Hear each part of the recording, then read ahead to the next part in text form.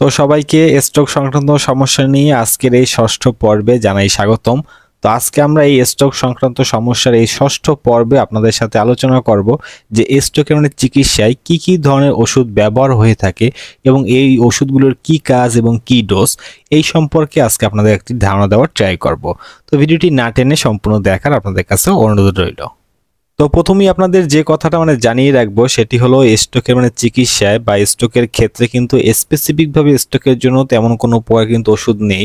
Just স্ট্রোকের জন্য দুটি ওষুধ ব্যবহার করা হয়ে থাকে।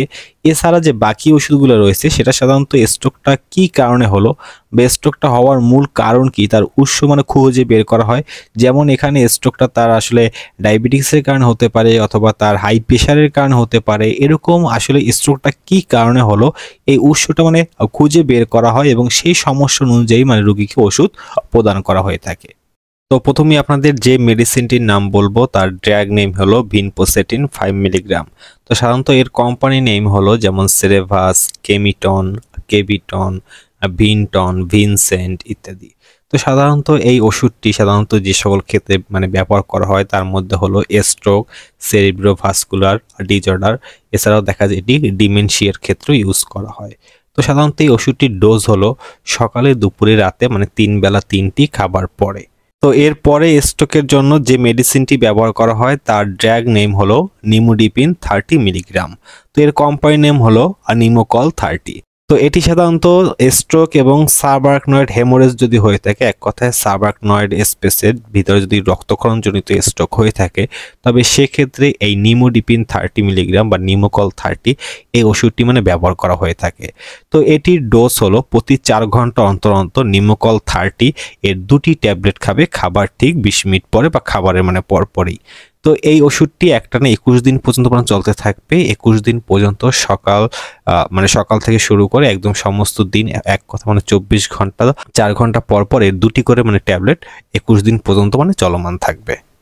তো এই ছিল দুটি ওষুধ, যে দুটি ওষুধ সাধারণত স্ট্রোকের চিকিৎসার ক্ষেত্রে ব্যবহার করা হয়ে থাকে। এছাড়া আপনার শরীরের শারীরিক অবস্থার উপরে নির্ভর করে আপনার শরীরের সাইন সিমটম দেখে আপনার অন্যান্য ওষুধগুলো চালু হয়ে যায়। এখন সেই সম্পর্কে একটা ছোট ধারণা দেব। যেমন আপনি যখন প্রথমেই স্ট্রোকের সমস্যা নিয়ে হসপিটালে ভর্তি হবেন, তখন প্রথমেই আপনার শরীরের আসলে ফ্লুইড ম্যানেজমেন্ট করার জন্য আপনার শরীরে একটি স্যালাইন চালু করে দেওয়া হবে। সাধারণত এখানে 500 ml এর যে স্যালাইনটি রয়েছে সেটি সাধারণত 20 ড্রপ পার মিনিটে চালু করে দেওয়া হয়। এছাড়া দেখা যায় শরীরের কন্ডিশনের উপর ভেরি করে। এখানে দেখা যায় 1 লিটার, অনেক সময় 1 লিটার, সেটাও কিন্তু অনেক সময় 20 ড্রপ পার মিনিটে চালু করে দেওয়া হয়। এটি পাবেন প্রতিদিন একটা। এর ঠিক পরপরই দেখা যায় অনেক সময় আমাদের স্ট্রোকের পরবর্তী সময়ে কিন্তু আমাদের ফেসিয়াল প্যারালাইসিস হতে পারে। দেখা যায় মুখের এক পাশ বেঁকে যাওয়া বা কথা বলতে না পারা। অনেক সময় দেখা যায় সাথে সাথে আমাদের শরীরে কিন্তু নিউরোপ্যাথিক পেইনও থাকে, শরীরের বিভিন্ন স্থানে কিন্তু ব্যথা থাকে। এই সকল ক্ষেত্রে একটি ইনজেকশন সাজেস্ট করা হয়। তো এই ইনজেকশনটি সাধারণত ভিটামিন B1, B6 এবং B12 এর কম্বিনেশন, এক কথা একটি ভিটামিনের ইনজেকশন, যেটি আমরা কোম্পানির নাম হিসেবে পেয়ে থাকি, যেমন টিপিসি বা ভিটাভিয়ন বা নিউরোবি। এর একটি ইনজেকশন 1 এম্পুল। তো এই 1 এম্পুল করে প্রতিদিন একটি আপনার মাংসপেশিতে আসলে দেওয়া হয়ে থাকে। আর এর সাথে সাথে দেখা যায় কি একটি গ্যাস্ট্রিকের জন্য গ্যাস্ট্রিকে যে কোনো ইনজেকশন স্টার্ট করা হয়, কারণ প্রথম অবস্থায় রোগী মুখে খেতে পারে না, এই কারণে গ্যাস্ট্রিকের ইনজেকশন স্টার্ট করে দেওয়া হয়। এবং পরবর্তীতে যখন আপনি মুখে আস্তে আস্তে পেশেন্ট যখন খেতে পারতেছে, তখন দেখা যায় গ্যাস্ট্রিকের ইনজেকশন অফ করে দিয়ে তখন গ্যাস্ট্রিকের মুখে খাওয়ার ওষুধ স্টার্ট করে দেওয়া হয়ে থাকে। আর যদি দেখা যায় সাথে সাথে রোগীর বমি থাকে বা বমি হয় বা বমি ভাব থাকে, সেক্ষেত্রে দেখা যায় বমির জন্য প্যালোক্সি 0.25 এই ইনজেকশনটি সাধারণত বিডি ডোজ হিসাবে দিনে 2 বেলা হিসাবে এটি স্টার্ট করে দেওয়া হয়। যখন বমি আর হয় না বা বমি থেমে যায়, তখন আবার এই ইনজেকশনটি অফ করে দেওয়া হয়ে থাকে। তো এর সাথে সাথে যদি পেশেন্টের জ্বর, ব্যথা ইত্যাদি সমূহ থাকে, তাহলে সেক্ষেত্রে ব্যথার জন্য বা জ্বরের জন্য সেক্ষেত্রে এই পেশেন্টের জন্য সাধারণত প্যারাসিটামল 500 mg এটি ইউজ করা হয়। আবার অনেক সময় দেখা যায় কি এক্সপা XR 665 এটিও ইউজ করা হয়ে থাকে। আর এর সাথে যদি বেশি ব্যথা থাকে, তাহলে সেক্ষেত্রে দেখা যায় কি ডিকো জেল অথবা ভলিনিক জেল, এই যে মলম রয়েছে, সেটি সাধারণত ব্যথা স্থানে লাগানোর জন্য পরামর্শ থাকে।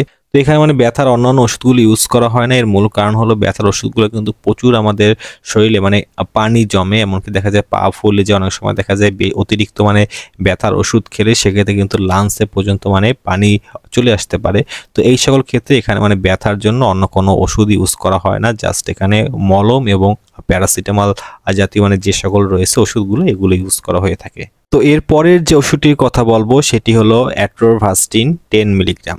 তো সাধারণত অ্যাট্রোভাস্টিন মানে 10 মিলিগ্রাম এটি যদি আমাদের শরীর অনেক সময় মানে দেখা যায় কি কোলেস্টেরলের পরিমাণ যদি মানে বেড়ে যায়, যাকে আমরা হাইপার কোলেস্টেরমিয়া বলে থাকি, সেই হাইপার কোলেস্টেরমিয়ার জন্য এক কথায় কোলেস্টেরল মানে বেড়ে যাওয়ার কারণে কোলেস্টেরলকে কন্ট্রোল করার জন্য এই অ্যাট্রোভাস্টিন 10 মিলিগ্রাম এটি ইউজ করা হয়ে থাকে। তো এটি আমরা আমাদের মানে প্রথম পর্বে আলোচনা করছিলাম। অনেক সময় দেখা যায় কি আমাদের যে এখানে ঘাড়ের যে রক্তনালী রয়েছে বা মস্তিষ্কের যে মানে রক্তনালী রয়েছে সেই রক্তনালীগুলোতে কিন্তু এই কোলেস্টেরলের পরিমাণ মানে বেড়ে গিয়ে সেখানে কিন্তু মস্তিষ্কে পর্যাপ্ত পরিমাণ রক্ত পাস হতে পারে না। এই কোলেস্টেরলের মানে জন্য কিন্তু সেখানে রক্ত যেতে মানে বাধা প্রদান হয়। সেক্ষেত্রে কোলেস্টেরলকে কন্ট্রোল করার জন্য অ্যাট্রোভাস্টিন 10 মিলিগ্রাম এটি সাধারণত ইউজ করা হয়ে থাকে। তো অ্যাট্রোভাস্টিন 10 মিলিগ্রাম এর সাধারণত কোম্পানি নেমগুলো সাধারণত হলো যেমন লোকল, টিজিনর, অ্যাটাসিন, অ্যাভাস, লিপিটর, জেরোবা, ডিভাস্টিন, অ্যাটোভা, এনজিটর ইত্যাদি সমূহ। আর এর ডোজ হলো প্রতিদিন রাতে একটি খাবার ঠিক পূর্বে অথবা প্রতিদিন দুপুরে একটি খাবার ঠিক পূর্বে। তো এরপর অনেক সময় কিন্তু রোগীদের অতিরিক্ত মানে ব্লাড প্রেশার থাকে, এমনকি দেখা যায় অতিরিক্ত উচ্চ রক্তচাপের কারণে রোগীর কিন্তু মস্তিষ্কের ভিতরে যে ভেইন রয়েছে সেই ভেইন কিন্তু মানে ছিঁড়ে গিয়ে সেখানে হেমোরেজিক স্ট্রোক হতে পারে।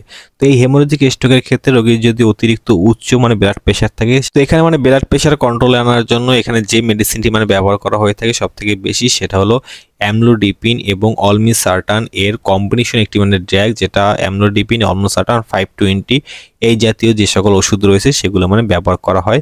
তো এর কিছু কোম্পানি নাম সম্বন্ধে আপনাদের একটি ধারণা দিয়ে রাখি, যেমন ডিউব্লক, বাইজরান, অ্যাবেক্যাপ, ক্লানর, ক্যামলোসার্ট, অরবাপেন, অলমিডিপ ইত্যাদি সমূহ সবগুলো কিন্তু 520 ফরমেশন যেটা রয়েছে সেটা সাধারণত ব্যবহার করা হয়ে থাকে।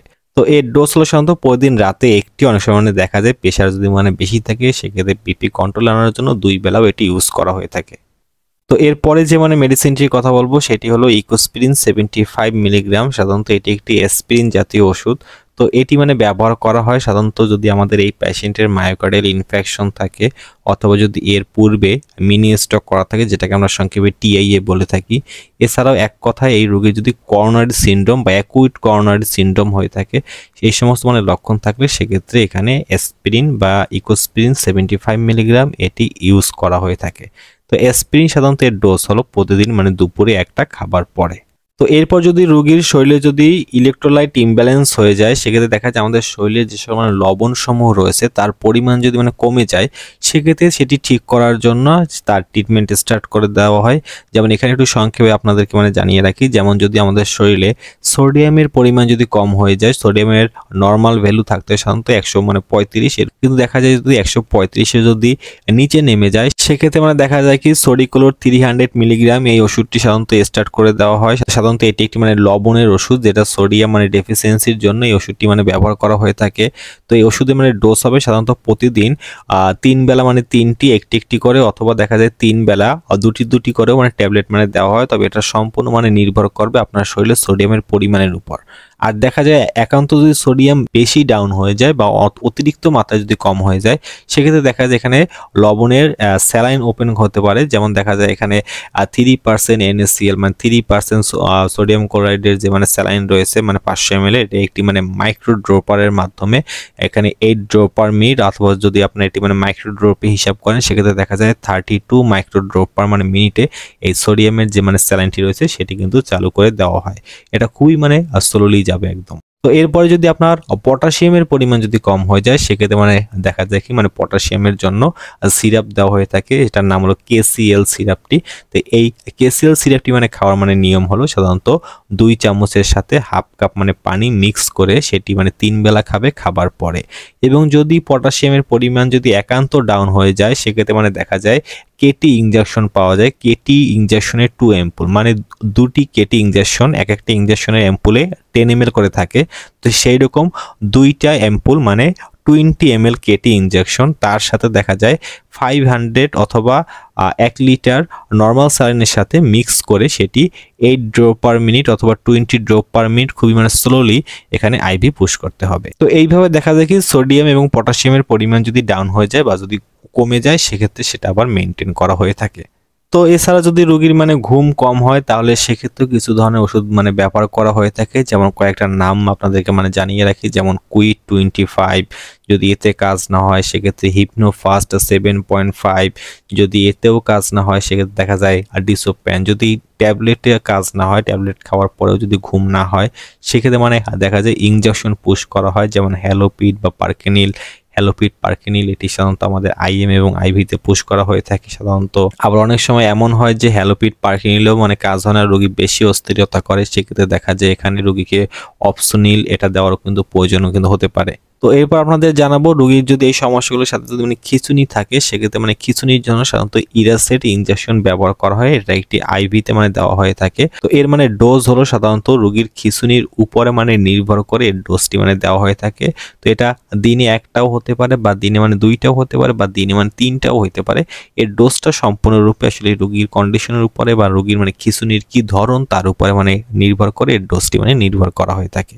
তো পরিশেষে আপনাদেরকে যে মেডিসিন কথা বলবো সেটা হলো অনেক সময় পেশেন্টের কন্ডিশনের উপর ভিত্তি করে কিন্তু এখানে অ্যান্টিবায়োটিক চালু করার প্রয়োজন হতে পারে। সেখানে কয়েকটি অ্যান্টিবায়োটিকের কথা আপনাদেরকে জানিয়ে রাখি, যেগুলো হলো যেমন সেফট্রিয়াক্সন 1 গ্রাম অথবা মেরোপেনাম 1 গ্রাম। এছাড়াও এখানে আরও দেখা যায় জোভির, কোলোভির অথবা দেখা যায় মক্সাক্যালেব 1.2 গ্রাম ইত্যাদি অ্যান্টিবায়োটিক সমূহ পেশেন্টের কন্ডিশনের উপর ভেরি করে কিন্তু চালু করা হতে পারে। তো আজকের ভিডিওটি ছিল এই পর্যন্তই। সাধারণত আজকে আমাদের টপিক ছিল যে স্ট্রোকের পরবর্তী সময়ে আপনার স্ট্রোকের চিকিৎসায় কি ধরনের ওষুধ ব্যবহার হয়ে থাকে এবং এর কি কাজ এবং এর ডোজ। তো সর্বশেষে আপনাদেরকে আরেকটা কথা বলবো যে আসলে এই ভিডিওটা শুধুমাত্র আপনাদের স্ট্রোকের পরবর্তী এক কথায় স্ট্রোকের চিকিৎসায় কি ধরনের ওষুধ ব্যবহার হয়ে থাকে তার একটি ধারণা এবং ডোজ এবং কি কাজ জাস্ট এই সম্পর্কে এই ভিডিওটি করা। তো আপনাদের কাছে একটা রিকোয়েস্ট থাকবে যে আপনারা কেউ এই ভিডিও থেকে সরাসরি কোনো স্ট্রোকের রোগীকে ট্রিটমেন্ট দেওয়ার ট্রাই করবেন না। আসলে এই ভিডিওটা শুধুমাত্র জাস্ট আপনাদের একটি ধারণা প্রদান করার জন্য। তো আশা করি আপনারা বুঝতে পারছেন। এরপরও যদি কোথাও বুঝতে সমস্যা হয় তাহলে এই ভিডিওর কমেন্ট বক্সে আপনারা কমেন্ট করবেন, আপনাদের উত্তর দেওয়ার জন্য ট্রাই করব। তো আজকের ভিডিওটি এই পর্যন্তই। তো যদি ভিডিওটি ভালো লাগে থাকে তাহলে অবশ্যই চ্যানেলটি সাবস্ক্রাইব করে রাখবেন। আর এই ধরনের স্ট্রোক সংক্রান্ত আমাদের সামনের পর্বগুলো দেখতে অবশ্যই নোটিফিকেশন যে বেল আইকনটা সেটা অন করে রাখবেন, তাহলে সেই পর্বগুলো সবার আগে আপনি পেয়ে যাবেন। তো এত সময় সকলে ভালো থাকবেন, সুস্থ থাকবেন, সকলকে জানাই অসংখ্য ধন্যবাদ।